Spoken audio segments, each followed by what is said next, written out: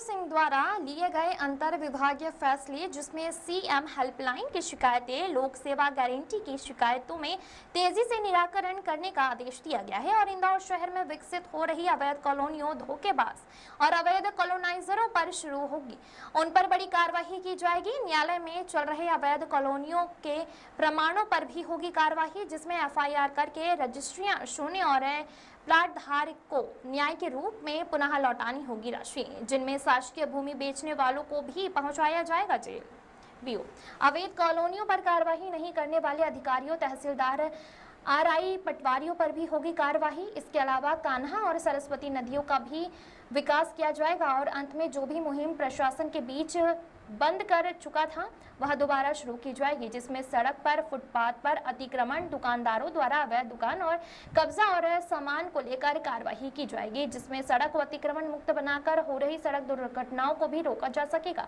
अब सवाल यह है कि कई वर्षों से प्रशासन की नाक के नीचे हजारों कॉलोनियां काटने के बाद इंदौर प्रशासन जागा है, जबकि कई बार समाचार पत्रों और मीडिया के माध्यम से अवैध कॉलोनियों का मामला उछाला गया था। जहां जहां इंदौर प्रशासन द्वारा अवैध कॉलोनियों पर कार्रवाई की थी, वह अवैध कॉलोनियां आज पूर्ण रूप से विकसित हो चुकी हैं, जिनमें कहीं न कहीं अधिकारियों की लापरवाही देखी जा सकती है। अब इंदौर कलेक्टर महोदय द्वारा जारी आदेश में उक्त कार्रवाइयां होगा और जिम्मेदार अधिकारियों पर कार्रवाई होने पर ही कार्रवाई साबित होगी। गौरव शिंदे की रिपोर्ट।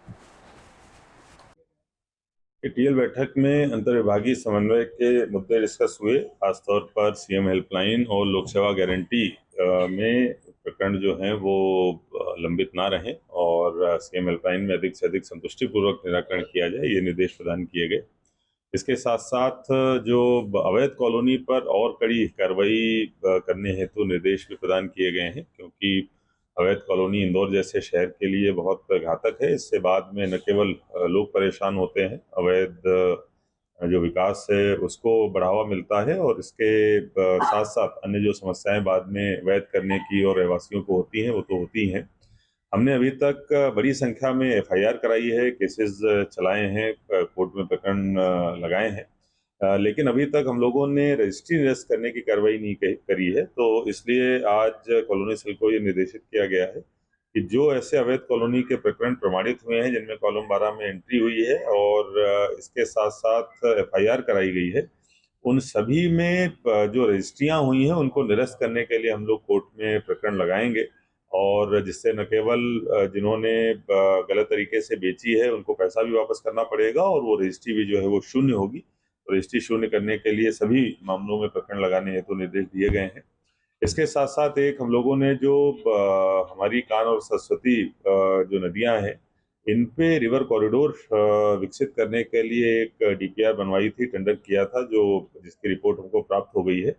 पहले चरण में 1 किलोमीटर में आईडीए के द्वारा जो रिवर फ्रंट है उसको डेवलप कराने का काम किया जाएगा और इसमें जो पूर्व में भी हम लोगों की प्लानिंग थी कि जो 30-30 मीटर का दोनों तरफ का एरिया है उसको खाली करा के उसको डेवलप कराया जाए। तो पहले चरण में 1 किलोमीटर का एरिया भी डेवलप कराने का काम किया जाएगा। इसके साथ साथ जो हमारी एक ट्रैफिक की मुहिम थी, जिसमें खास तौर पर जो अस्थायी अतिक्रमण, फुटपाथों पर अतिक्रमण था, हम लोगों ने चलाया था। बीच में नगर निगम में चूंकि स्वच्छता सर्वेक्षण चल रहा था, इसीलिए हमारी वो प्रगति धीमी पड़ी थी। अब वो मुहिम वापस कल से पुनः जोर शोर से चलाई जाएगी। आपके माध्यम से मैं सभी जो व्यापारी बंधु हैं उनसे ये अपील भी करता हूं कि कृपया अपना सामान अपनी दुकान में ही रखें, बाहर फुटपाथ पे या रोड पे अपना सामान जो है ना फैलाएं। अगर ऐसी स्थिति बनेगी तो हमारे द्वारा वो सामान जब्त किया जाएगा और इसके साथ साथ जो अपने व्यापारी जो प्रतिष्ठान है, उनके जो एम्प्लॉई हैं या वहाँ आने वाले ग्राहक हैं, उनकी गाड़ियां भी ठीक ढंग से खड़ी कराएं, जिससे कि जो रोड की जितनी अवेलेबल विड्थ है वो पूरी ट्रैफिक के लिए मिले, अनावश्यक ट्रैफिक बाधित ना हो। ये मुहिम हमारी कल से वापस चलाई जाएगी।